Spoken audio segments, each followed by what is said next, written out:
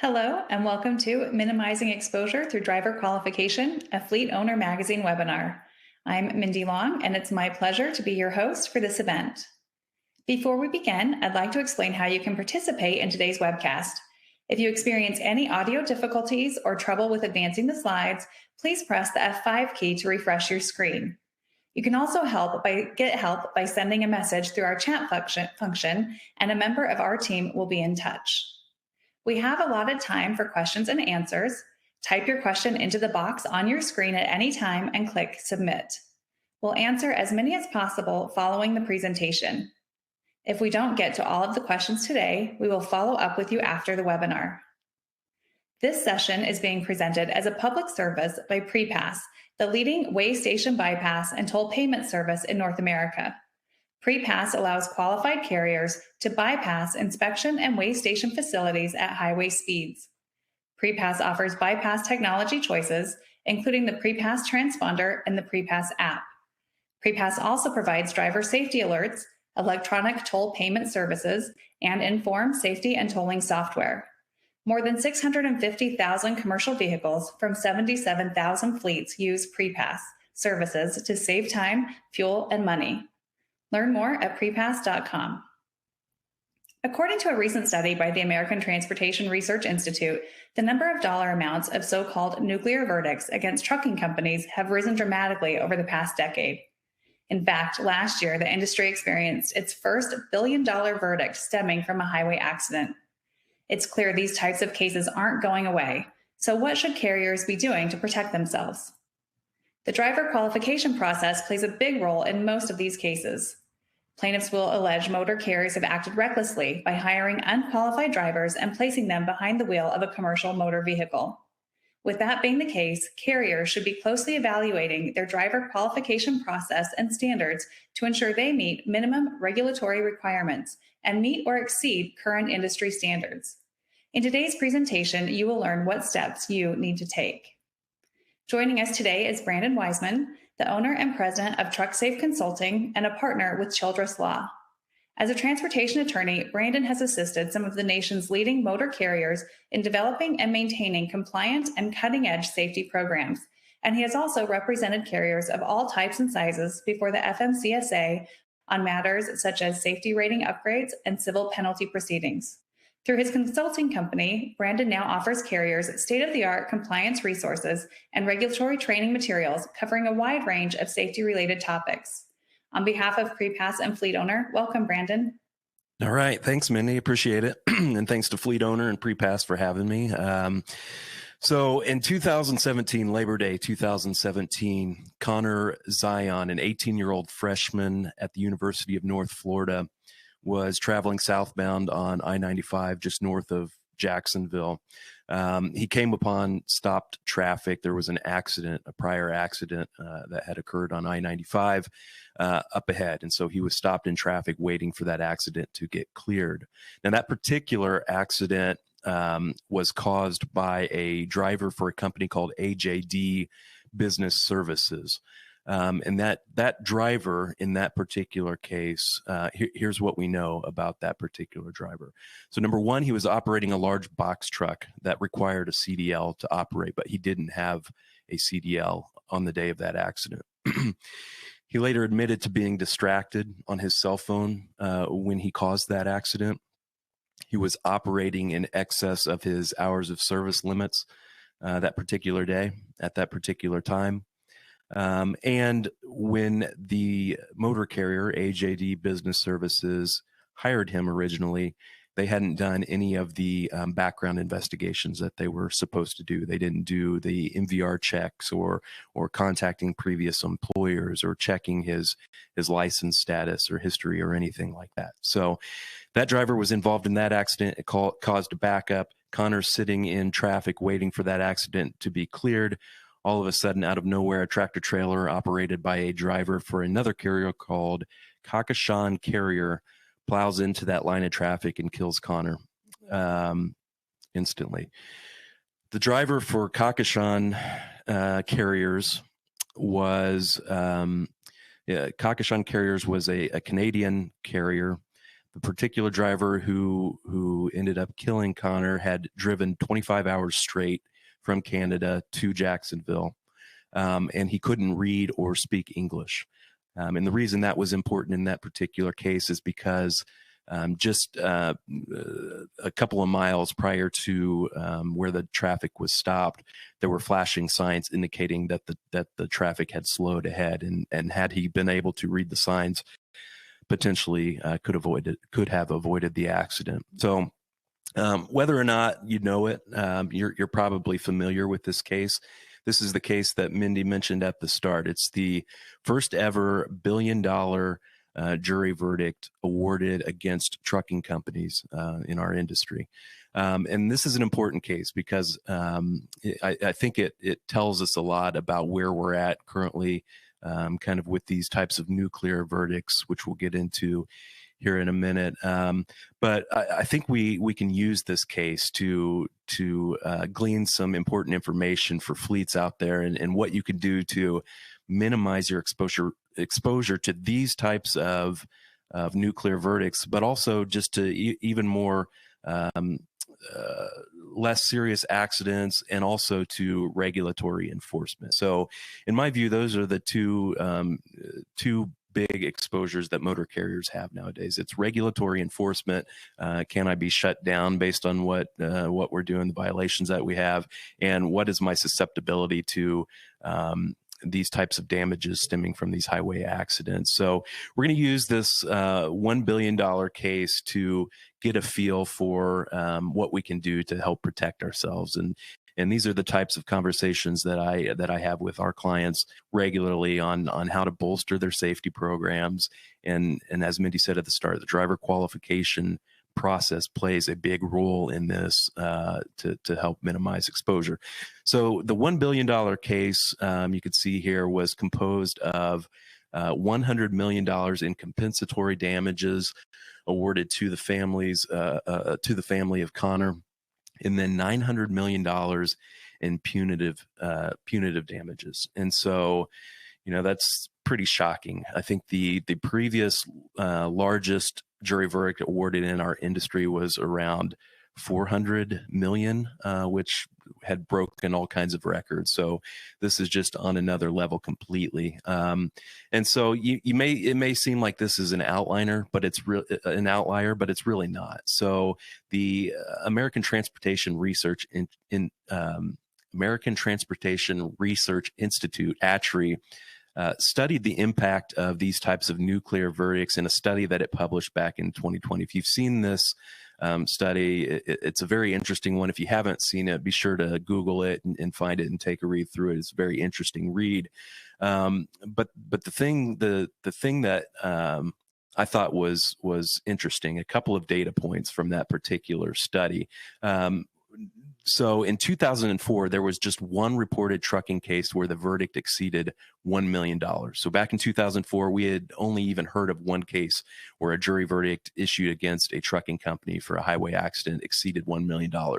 Fast forward just a few years later to 2013, and that number jumped to more than 70 of those cases where the verdict exceeded $1 million in our industry. In 2018, the average dollar amount for nuclear verdict cases in the industry skyrocketed to $22.2 million. That's a tenfold increase since 2010. And that's the average award in these types of nuclear verdicts cases. And the way that the ATRI study kind of looks at these nuclear verdicts, it defines a nuclear verdict as any that exceeds $10 million. Now, what's the consequence of the tremendous uptick that we're seeing in these nuclear verdicts? Well, one big consequence is skyrocketing insurance premiums. So some studies suggest that those premiums have risen as much as 35 to 40% year over year, and have forced many carriers out of business. They can't find affordable insurance because of these types of cases. And so what is fueling these cases? Why is there such an uptick in these cases? Well, If you've ever heard others talk about nuclear verdicts, especially individuals like Steve Bryan over at Blue Wire, they talk to you about this reptile theory of litigation that has come to prominence over the last several years with the plaintiffs bar. So the plaintiffs bar has gotten wise to this tactic of casting motor carriers as bad actors and attacking their reputation, their safety related reputation, rather than the circumstances of the particular accident that they happen to be litigating. The litigation becomes less about what were the circumstances of this accident and more about how can we punish this carrier for having such a bad safety history. And, the tactic is impactful because you can imagine as a jury sitting there listening to all of these safety deficiencies that this particular motor carrier had that ultimately led up to the accident, although those particular safety violations may have nothing to do with the accident at hand. As a jury member, you're hearing all of that, and I imagine you can't help but feel like we need to do something to send a message to this particular carrier to make sure this doesn't happen again. And the way that happens, the power that the jury has is to award multi-million-dollar judgments against you and potentially put you out of business. So what is, aside from this reptile theory of litigation, what are the motivating factors in these cases? Can we glean anything more from the ATRI study? And we can. So here you're looking at one of the charts from that particular study. And this chart is a list of the various issues that were involved in the cases that they studied, the nuclear verdict cases in our industry. And it tells you what percentage of cases involving that particular issue resulted in a verdict for the plaintiff. So in other words, if you can see on the list here, hours of service is the top one. If there was an hours of service issue in the case that the study looked at, 100% of those cases ended up in with a verdict in favor of the plaintiff. So you could see that it's these types of safety related issues that really inflame the minds of the jury and result in verdicts for the plaintiff. Now, those verdicts may not always be the multi-million-dollar verdicts that you see and that you worry about, but it's clear that when these issues are involved, it really inflames the mind of the jury and makes them want to do something about it. And so the ones I want to point out here, there's a list of, 8 or 10 here, but the ones I want to point out that are insightful for our discussion today about driver qualification. Number 2 on the list is driver history. When the driver's history was an issue in the case, in other words, the driver had a history of moving violations or serious accidents, 100% of those cases ended up with a verdict in favor of the plaintiff. None of the cases ended up with a defense verdict. And then at the bottom of this list, unfavorable hiring practices. When the motor carrier involved in the case had practices or omissions in its driver qualification procedures that were key to the case, 87.5% of those cases ended up with a verdict for the plaintiff. So, this isn't that surprising if you just think about it, being in the shoes of a jury member and hearing all of these things that led up to the crash that you're hearing, and then wanting to do something about it, whatever's within your power to make it right for the victim and his or her family. So that's the point of today's conversation. We look at that $1 billion accident from Florida, and I think there are essentially 3 lessons we can glean from it as they pertain to driver qualification, because clearly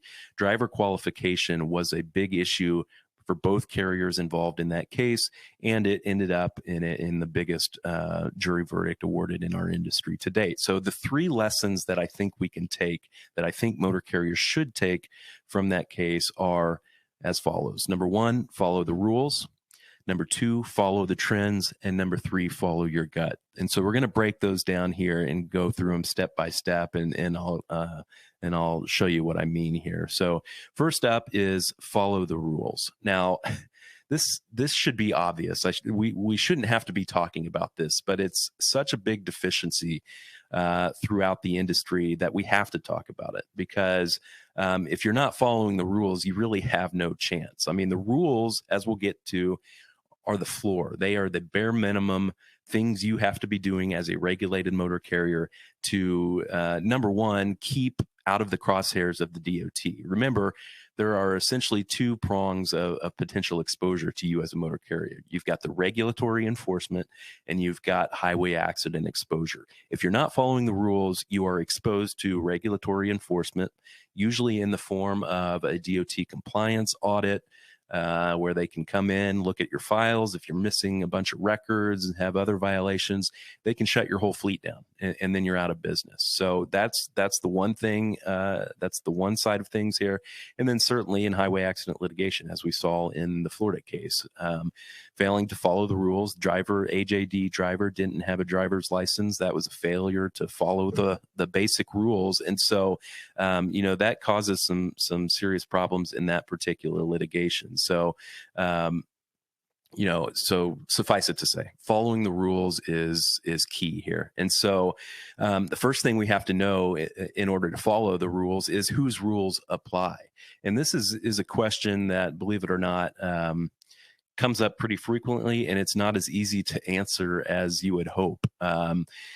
As a regulated motor carrier fleet, you could be subject to various rule sets depending on the structure of your operations and where in the country you're operating, stuff like that. So first up, you need to know whose rules apply. And what we mean by that really is state or federal rules.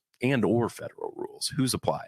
And this is largely dependent, as you would expect, on whether your operations are interstate or intrastate in nature. But again, that's not as intuitive as it sounds. Unfortunately, it's not a matter of whether your vehicles are crossing state lines or not. If it were that easier, if that were the deciding factor, I think things would be a lot easier to figure out, but that's not how it works. What matters is whether the freight in the vehicle or the passengers in the vehicle that you are driving, that your drivers are driving, are moving in a continuous stream of interstate commerce. So let me put it this way. Let's say you got a driver, let's say you're a property carrier in Florida. You've got an operation where you pick up freight, you pick up, let's say, grocery items from a distribution point in Jacksonville, and your driver drives them down to Miami. Now you may be inclined to think, okay, my driver never leaves the state of Florida, so he's only subject to Florida's state safety regulations. Well, that's not necessarily true, because the freight that he's hauling, the grocery items, he picked those up at a distribution center, and those got to the distribution center probably from another state. And so the freight that he is hauling, even though he's staying within a particular state, the freight he's hauling may or may not be moving in a continuous stream of interstate commerce.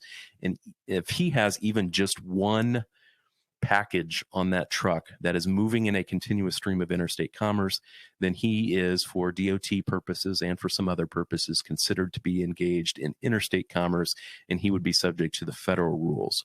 The same goes for the flip side of the coin. If he has even one intrastate package in a vehicle when he's crossing, let's say he starts in Miami, goes up to Jacksonville, delivers his load into Jacksonville, and then moves on to deliver a load out of state, maybe up into South Carolina or something like that.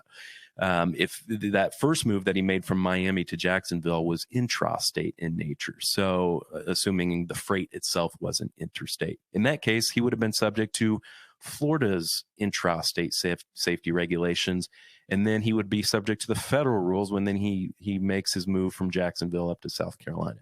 So my point is, you need to understand whether you're operating in interstate or intrastate commerce or both in order to first determine whose rules apply.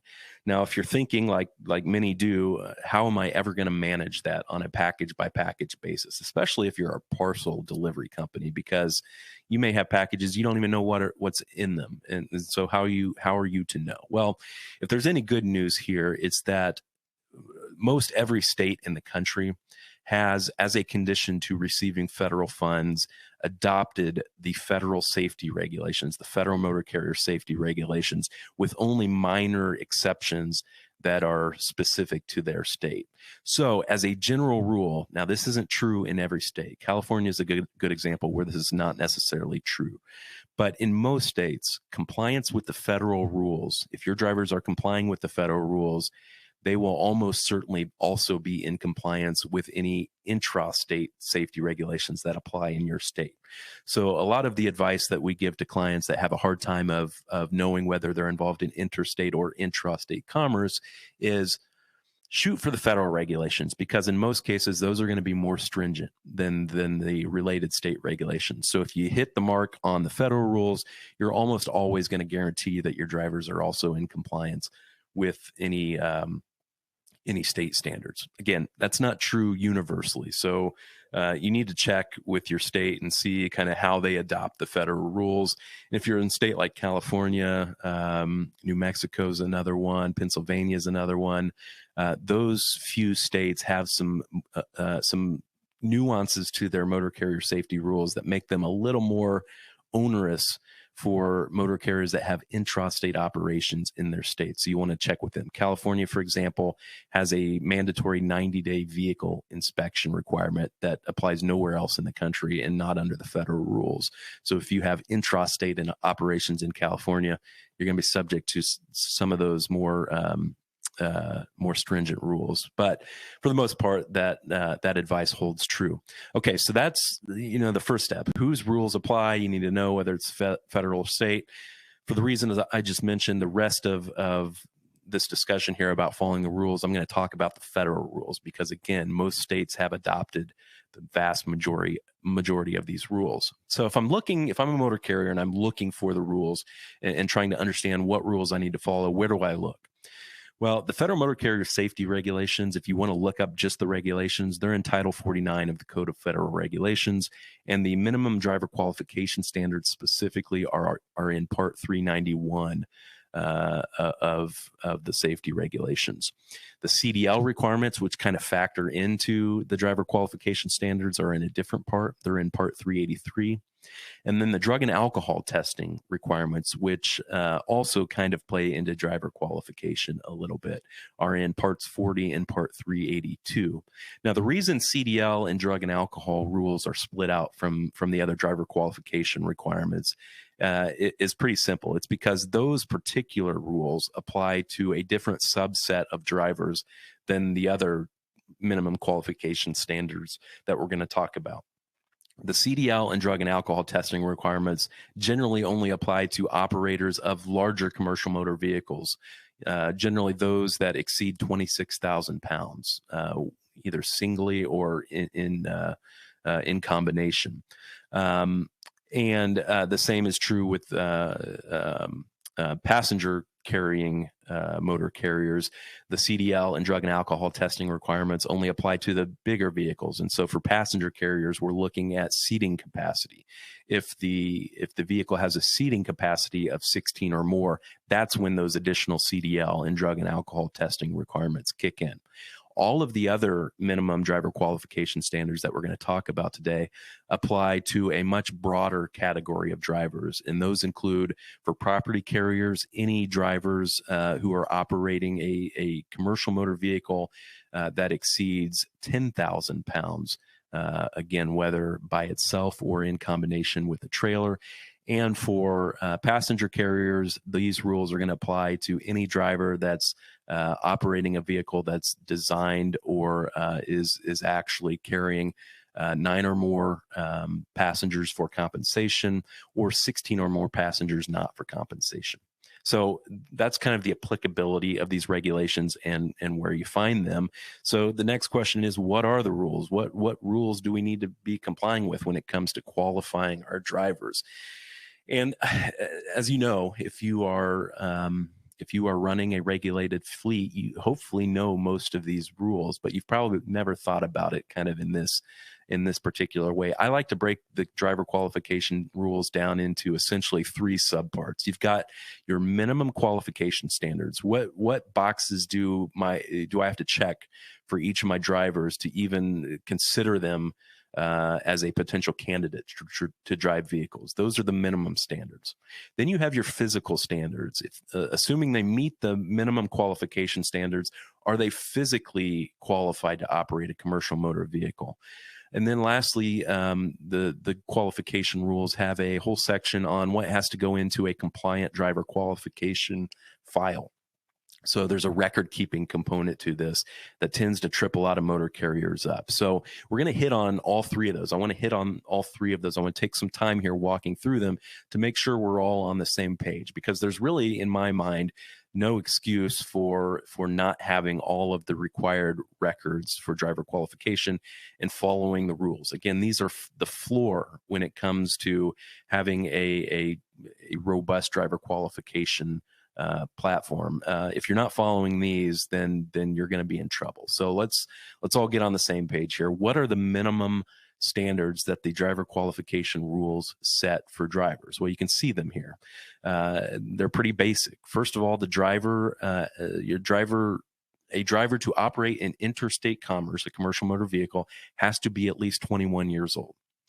That's the first cutoff. Now, with that said, I will mention and acknowledge the fact that the FMCSA just a couple of weeks ago announced that it will be rolling out a new apprenticeship pilot program. You've probably heard about this, where they will allow, in certain limited circumstances, 18 to 20-year-olds to operate a commercial motor vehicle in interstate commerce. But that's just a pilot program, and it hasn't started yet. It'll be limited. It's going to be limited to 3,000 participating apprentices at the start and 1,000 participating carriers. Carriers are going to have to go through an approval process. Drivers are going to have to go through an approval process. Those drivers have to be accompanied by an experienced driver. There's a lot that's going to go into that. So suffice it to say, if you're not part of that apprenticeship program and your drivers are subject to the federal rules operating in interstate commerce, they're going to have to be 21 years old at least. Now, this is one of those areas where the state rules can differ. And so a lot of states will modify this portion of the federal regulations and say that we allow 18 to 20-year-old drivers to operate, but only in intrastate commerce. And you'll see this on their CDLs. They may have what's called a K restriction, an intrastate only restriction on their license that says they can only operate intrastate. So my advice to carriers who are needing to take advantage of that and to allow younger drivers, number one, check with your insurer, because a lot of insurers won't insure you if you've got younger drivers operating for you. Number two, if you put those drivers in a vehicle, you better be sure that the driver, you have policies and procedures in place to make sure that that driver is not allowed to operate in interstate commerce. Number one, if he does end up in operating in interstate commerce with that K restriction on his license, that's going to potentially lead to violations for you roadside. And then God forbid he get involved in an accident in a case where he was traveling interstate. That's not going to play well. Make sure that you're following the minimum age requirements and verifying that your drivers are, again, interstate drivers, at least 21 years old. Number two is that the safety regulations specifically say that qualified drivers have to be able to read and speak English sufficiently to be able to read traffic signs and converse with law enforcement. Now, this is one that gets ignored a lot, and particularly in the midst of a driver shortage where we're just trying to get any help that we can get. And here we've got individuals who are willing and able to operate a commercial motor vehicle. They just can't read and speak English sufficiently. That's a problem. And it's a problem because, number one, it's a regulatory violation. If they get pulled over and they can't converse with law enforcement, that's going to be a violation that impacts your safety scores. So that's reason enough not to do it right there. But number two is we saw it play out in the Florida case, in the $1 billion Florida case. The second driver missed the important information on the flashing sign a couple of miles before the accident that there was an accident ahead, and he did not heed that. He wasn't able to heed that advice, obviously. So that's another one.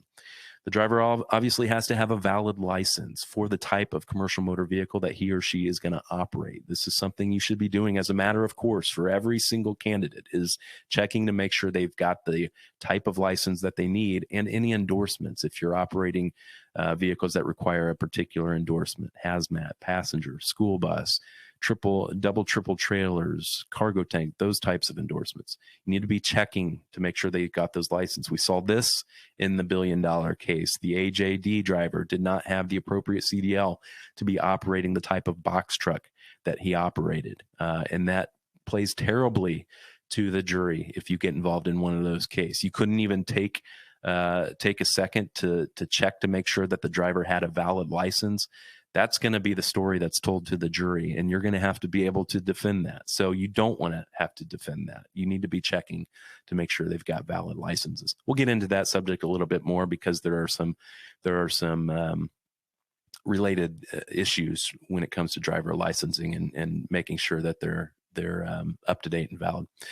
And then lastly, the other minimum standard I'll point out is, and this is another one that's in the regulations, but not enough carriers pay attention to it. And it's doing themselves a disservice by not paying attention to it, in my view. And that is, the regulations say that all drivers, and it's the motor carrier's responsibility to ensure that all drivers, by reason of training, experience, or both, can safely operate a commercial motor vehicle.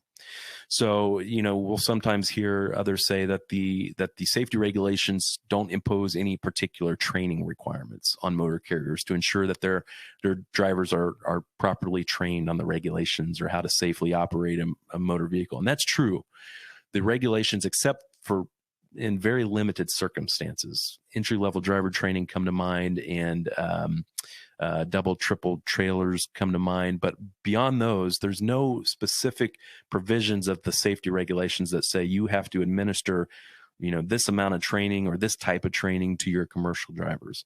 And so some carriers will take that as a free pass to not do it at all. And again, I think that's doing yourself a disservice, because what ends up happening, and what we see, we do a lot of mock DOT audits for motor carriers, where we'll go in and we'll simulate a DOT audit, and we'll take a look at their files and see if they're following the rules, but we'll also kind of judge their susceptibility to these types of nuclear verdicts that we're talking about.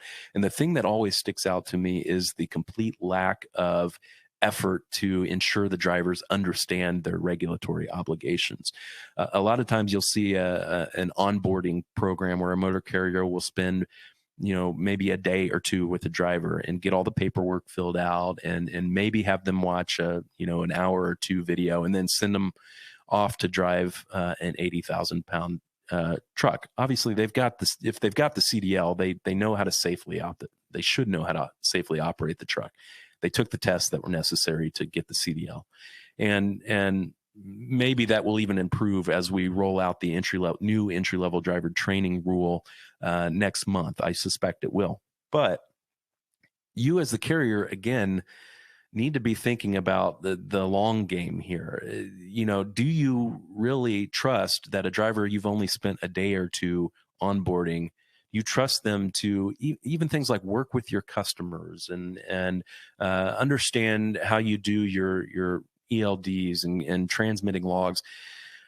I just don't trust that you can get that all done in 1 to 2 days without hands-on training with the drivers. So our recommendation to all of our clients is that you really need to have kind of a two-pronged approach to training. It would be great if you could have a uniformed onboarding training for any new drivers you're bringing on board. You send them all through the same training course. And we like to have those courses focus a lot on DOT compliance, because drivers are moving between carriers, and what they hear at one carrier may be different from what they hear at another carrier, may be different with how you do things operationally. So we like to see an initial onboarding training curriculum where you walk through, and it doesn't have to be weeks on end. It can be a full day of intensive training or a couple days, or spread it out over 3 or 4 days, but spend some time making sure everybody's on the same page, at least with what the rules are and what your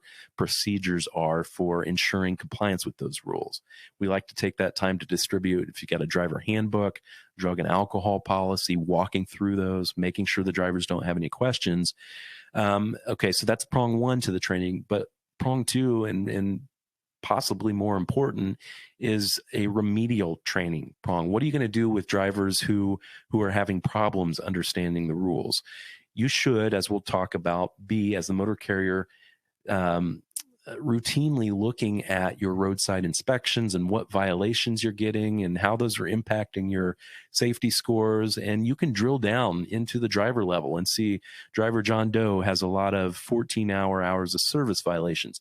Driver John Doe needs more training on the 14-hour rule. And so carriers, in my view, that have this kind of two-pronged approach, orientation training and a remedial training, usually have better safety scores and typically will have less issues in a highway accident litigation standpoint. So that's something to consider. And don't forget, it's part of the rules that you have an obligation as a motor carrier to ensure that all of your drivers can, by reason of training or their experience, safely operate a commercial motor vehicle. Those are the minimum standards. What about physical standards? So I'm not going to get into the nitty gritty here of what are the physical standards. There's a whole section of the regulations devoted to what health conditions drivers can and can't have in order to be qualified to operate a commercial motor vehicle. Suffice it for our purposes to say, and as you as a motor carrier should know, drivers of commercial motor vehicles have to be medically certified by a DOT medical examiner at least once every 2 years.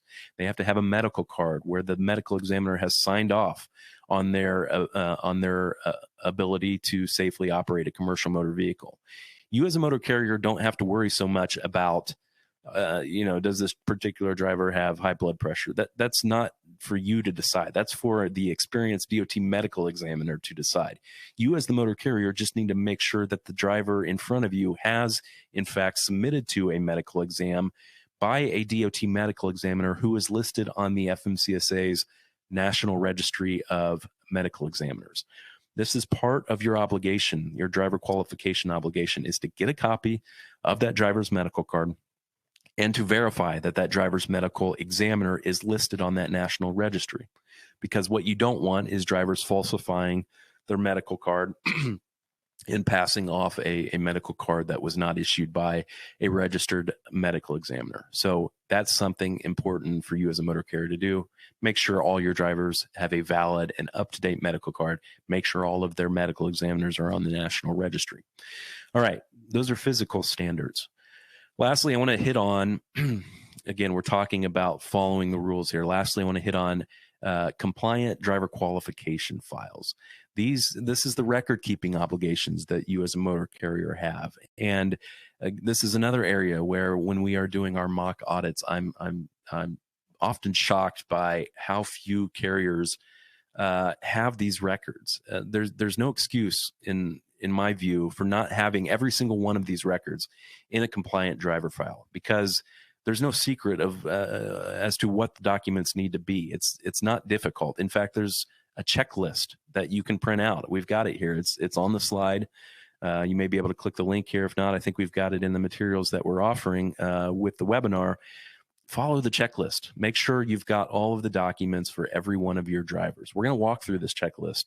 If you've got any questions about the particular documents in the checklist, put them in the chat box and we'll get to them here in a little bit. But let's go through them. This is the checklist. I couldn't fit the whole thing on the screen, so it's broken up into a few slides here. But if you download it, this is all in one page.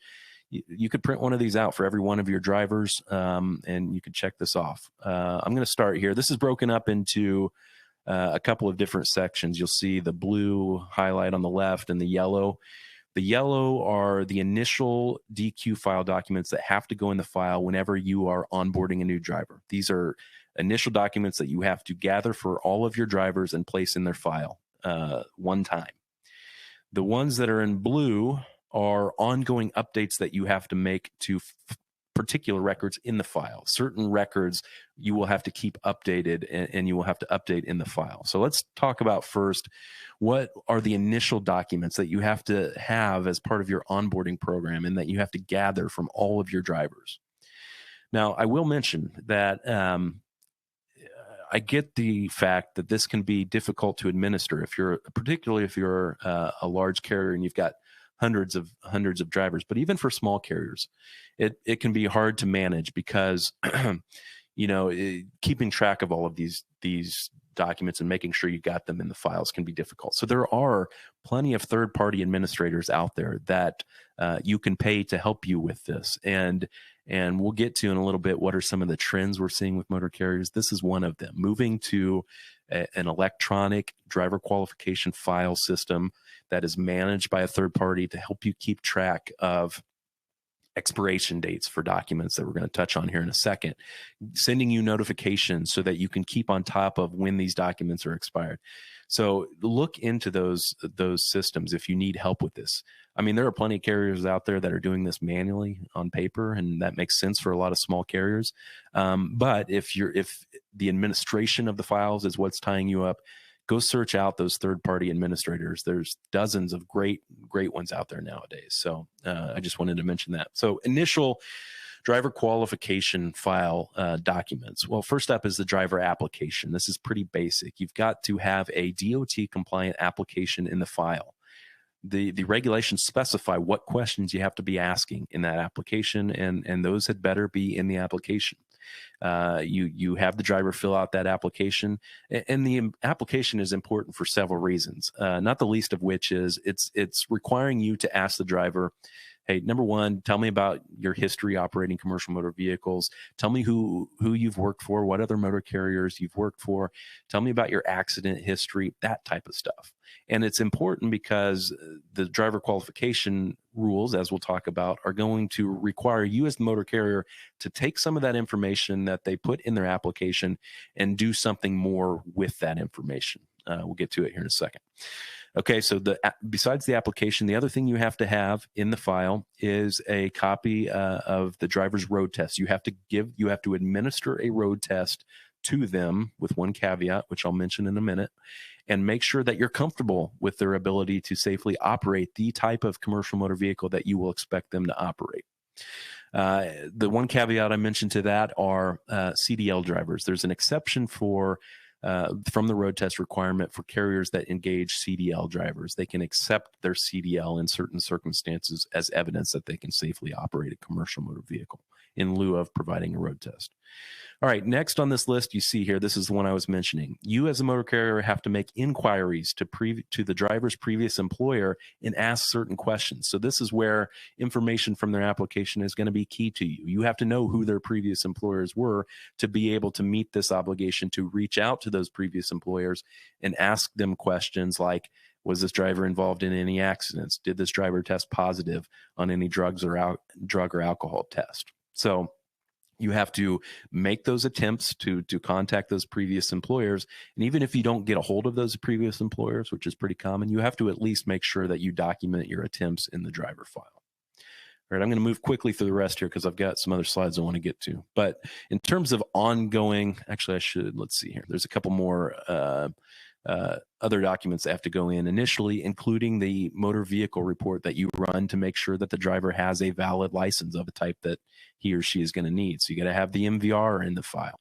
And then there are some pre-employment drug and alcohol documents, which also have to go in the file. Then in terms of things you have to keep updated in the file, this is where a lot of carriers will get in trouble. They'll have the initial documents, but they won't do the continuous updates. There are things you have to update on periodically. Things like the MVR. You have to run at least one MVR on all of your drivers every 12 months to make sure that their license remains valid. That's an obligation, and you have to keep that in their file.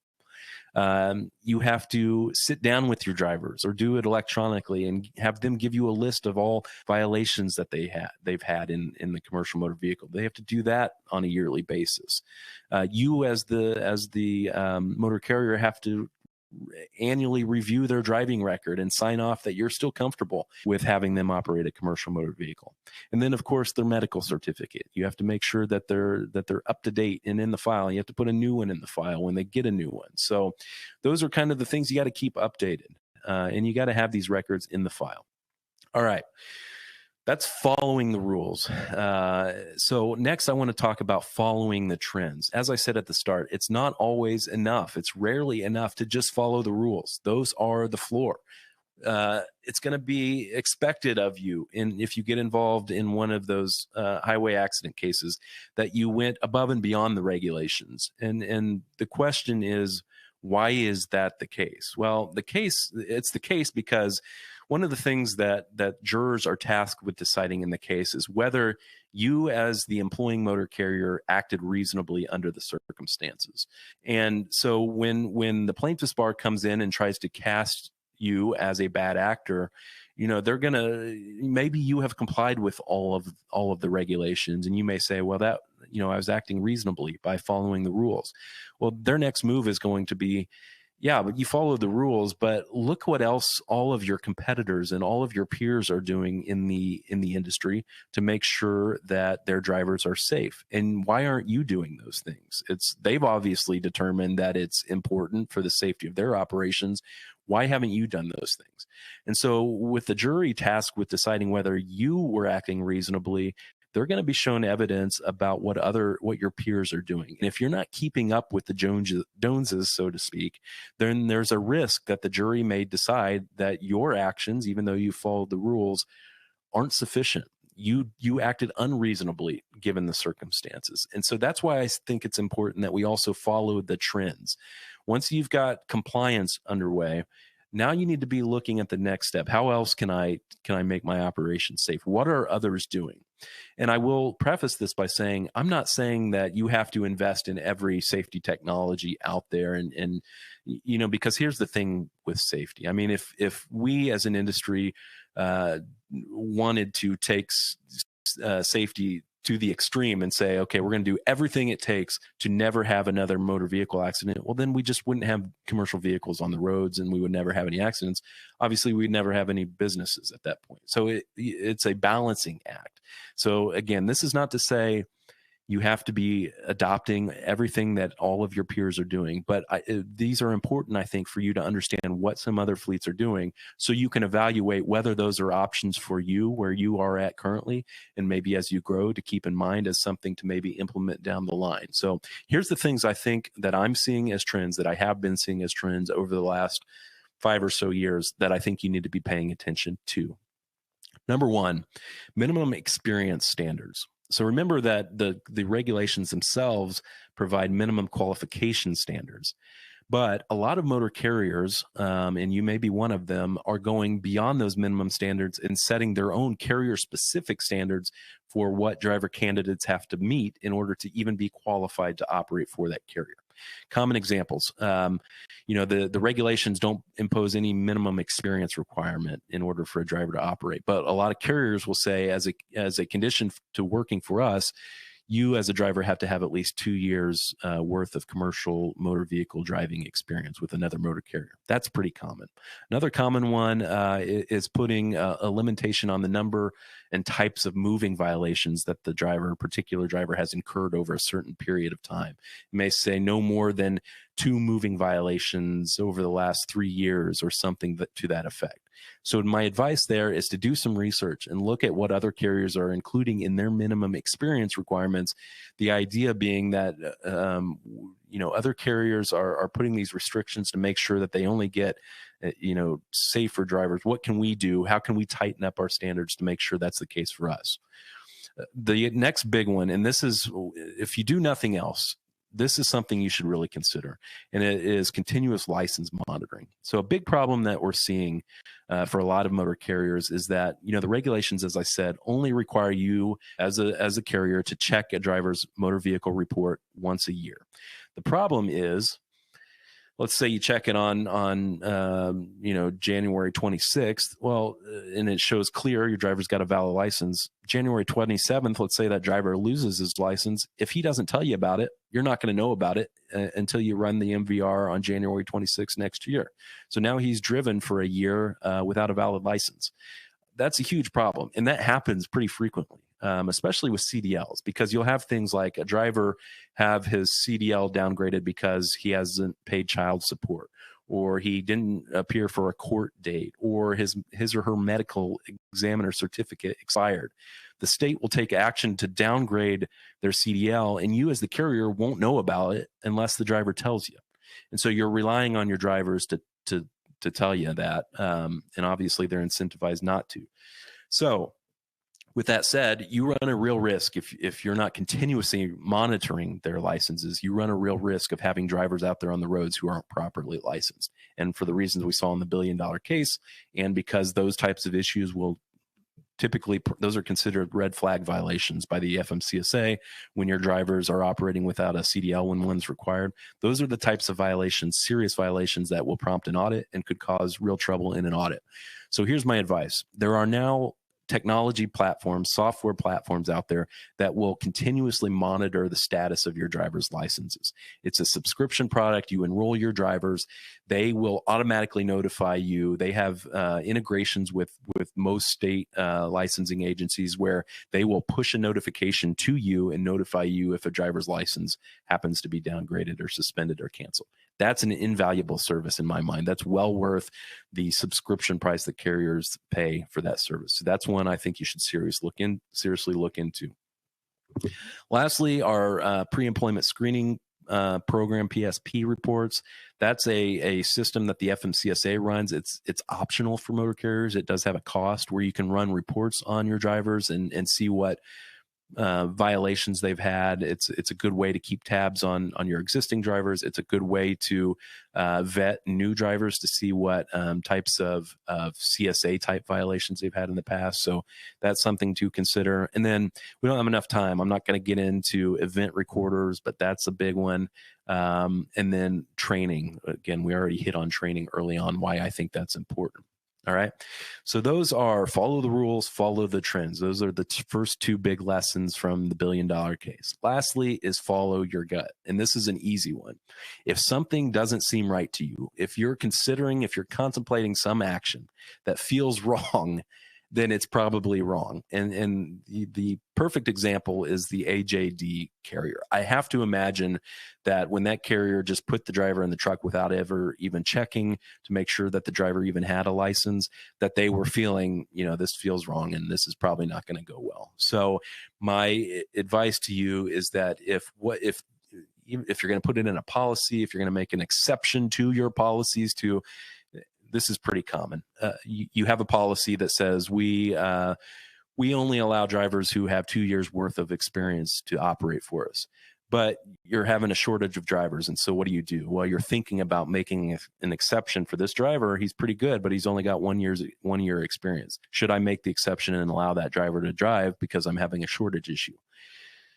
To me, that feels wrong. And the reason it feels wrong is because you can see how you got to think to the long game again. That's going to not play well to the jury. I guarantee you.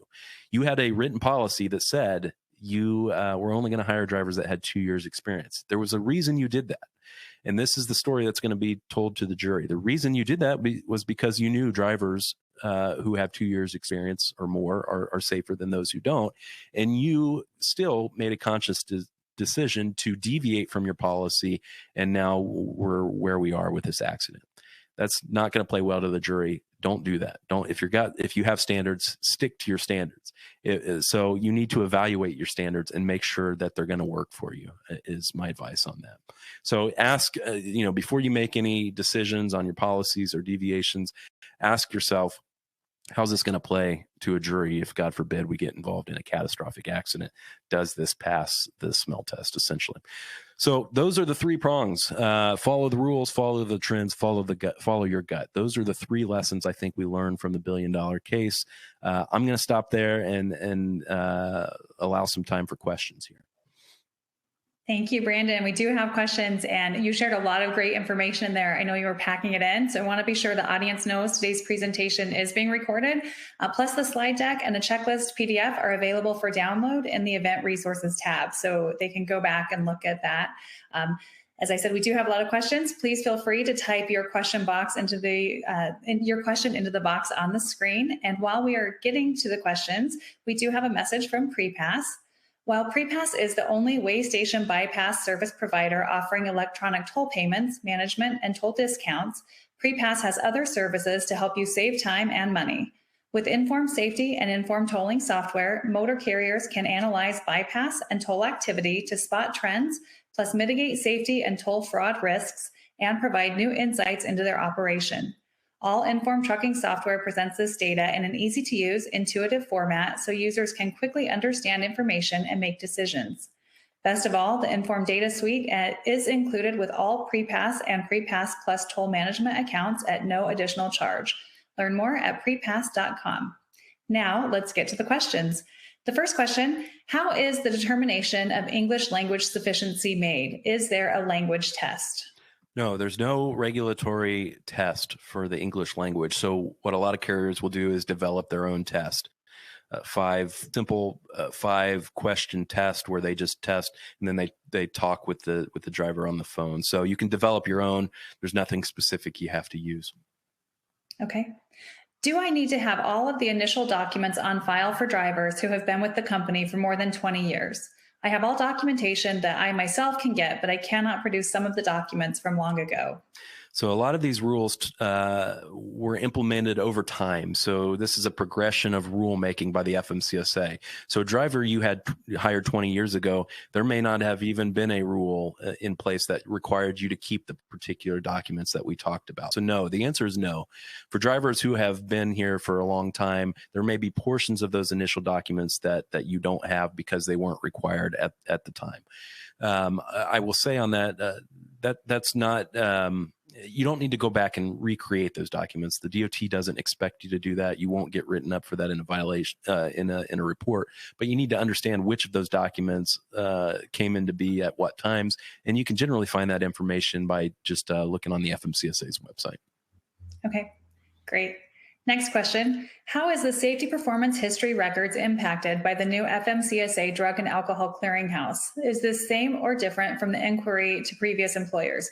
I was under the impression that we no longer have to do the safety history request with the implementation of the clearinghouse. Yeah, so the way that works, so you're right, that the Drug and Alcohol Clearinghouse is meant to eventually take over that manual process of you reaching out to previous employers. But that hasn't happened yet because we're living in a period right now, an implementation period of the clearinghouse where you have to do both processes for a period of time. I think in 2023, so next year, it's either next year or the year after, is when the clearinghouse will be considered in full effect and when you will no longer have an obligation to ask the previous employers those drug and alcohol questions. In my view, there is an issue in my view that I don't think the FMCSA has resolved, and that's okay. Even once the Drug and Alcohol Clearinghouse is fully implemented and we move away from this manual process, do I still, as the motor carrier, have to reach out to previous employers and ask non-drug and alcohol testing questions like verification of employment and accident information? We don't have an answer from FMCSA as far as I know, but for now, you need to be doing those manual investigations in addition to the clearinghouse. Okay, next question. Is the driver qualification process the same for fleets with owner operators? From a regulatory perspective, yes. If you dig into the safety regulations and FMCSA guidance over the years, they treat independent contractor fleets the very same way as they do as employee driver fleets. In fact, if you look up the definition of employee in the safety regulations, it's defined to include independent contractors that are operating under your DOT number. So yes, if you're an independent contractor fleet, the driver qualification process, the forms, everything is the exact same as if you had an employee driver fleet. Okay. We do have a lot of questions, Brandon. Are you okay if we go a couple minutes over our allotted time? Okay, perfect. We've had a lot come in. I'll get to a few more.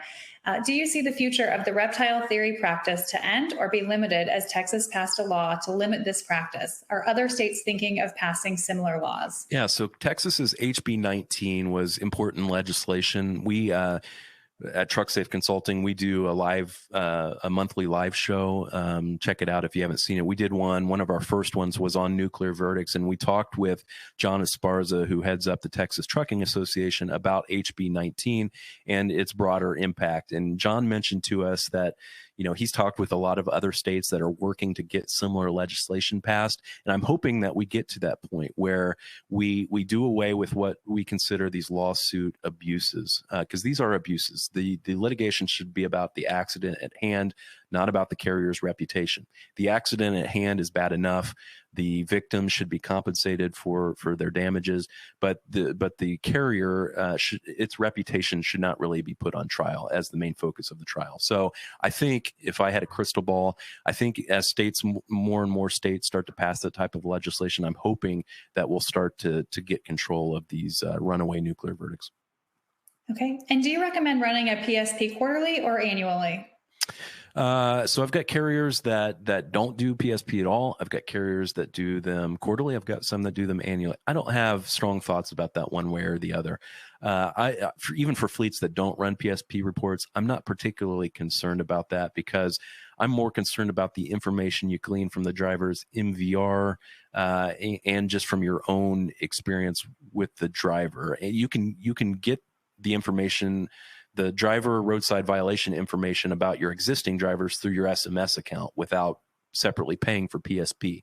What you miss by not paying for PSP is their prior violation information from other carriers.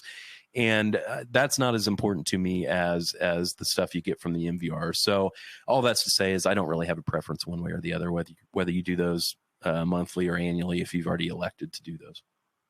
Okay. And do we need to have a written record retention plan in place?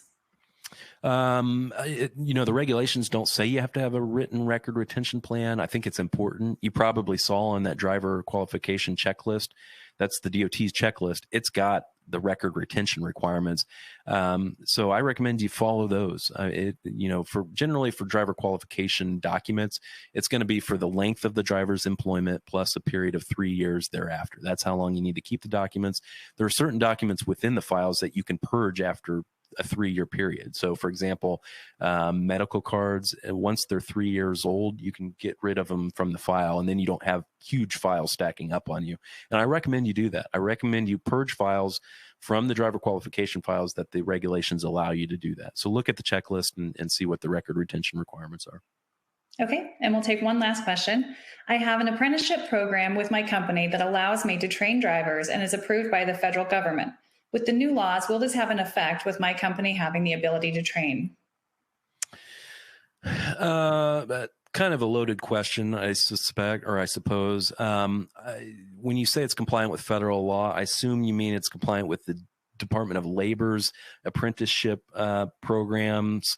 The FMCSA, remember, is just in the process of being set up. So the FMCSA doesn't currently have an apprenticeship program. It will in the next probably 2 months. But until that's set up, right now, it's not lawful to have anybody under 21 operate a commercial motor vehicle in interstate commerce, even if you've got a Department of Labor approved apprenticeship program. So right now, your drivers can only operate in intrastate commerce if they're younger than 21. Going forward, yes, it's going to change because if you have a Department of Labor approved apprenticeship program, that's one of the things that you have to have in place in order to be eligible to participate in the FMCSA's apprenticeship program. So that'll be one factor that the agency will use in determining whether to accept you as the motor carrier into their program. So yeah, that's an important point. If you plan to participate in that program, you need to be working the Department of Labor side of things to make sure you have a DOL approved apprenticeship program in place, and then you'll have to get approved by FMCSA as well. Okay, perfect. Well, thank you so much, Brandon, for sharing your time today. And thank you to PrePass for sponsoring this event. We are out of time. And as I said, today's webcast will be available online at no charge. You can find it on the FleetOwner website and on the PrePass website in their resource library. And as I mentioned earlier, you can also download the slides as well as a PDF checklist in the event resources tab. So thank you also to our viewers for joining us today. Again, thank you, Brandon. And we hope everyone will join us again for another FleetOwner webcast. Thank you. Goodbye. Thanks, everyone.